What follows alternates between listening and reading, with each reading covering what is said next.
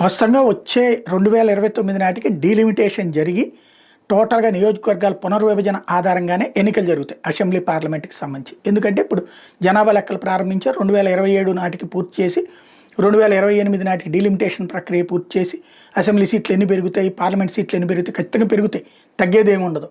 కాబట్టి కొన్ని రూపాలు మారుతుంటాయి అన్నమాట. దానికి ప్రిపేర్ అవుతుంది. ఈ సందర్భంలో ఆంధ్రప్రదేశ్ తెలంగాణలో అసెంబ్లీ నియోజకవర్గాల పెంపు మీద దాఖలైన పిటిషన్ని సుప్రీంకోర్టు కొట్టేసింది. పునర్విభజన చట్టం ప్రకారం మనకు పెంచుకోవాలి. మన కాశ్మీర్లో అయితే అట్లా పెంచారు, కానీ ఇక్కడ మనకు పెంచలేదు. పునర్విభజన చట్టం ఆధారంగా నియోజకవర్గాలను పెంచాలంటూ ప్రొఫెసర్ పురుషోత్తం వేసినటువంటి పిటిషన్ని కొట్టివేసిన సుప్రీంకోర్టు.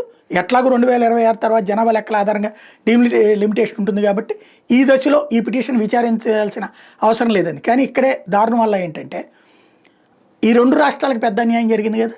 రెండు రాష్ట్రాలు విడిపోయి ఎన్నాళ్ళైంది? 10 ఏళ్ళు అయింది.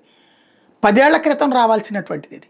ఇన్నాళ్ళు అసలు విభజన కరెక్టా కాదా అన్నటువంటి కేసును కూడా విచారించలేదు. రాజ్యాంగం ప్రకారం తనకున్న అధికారాన్ని, బాధ్యతని మర్చిపోయినటువంటి వ్యవస్థ. అది ఇక్కడ సమస్య.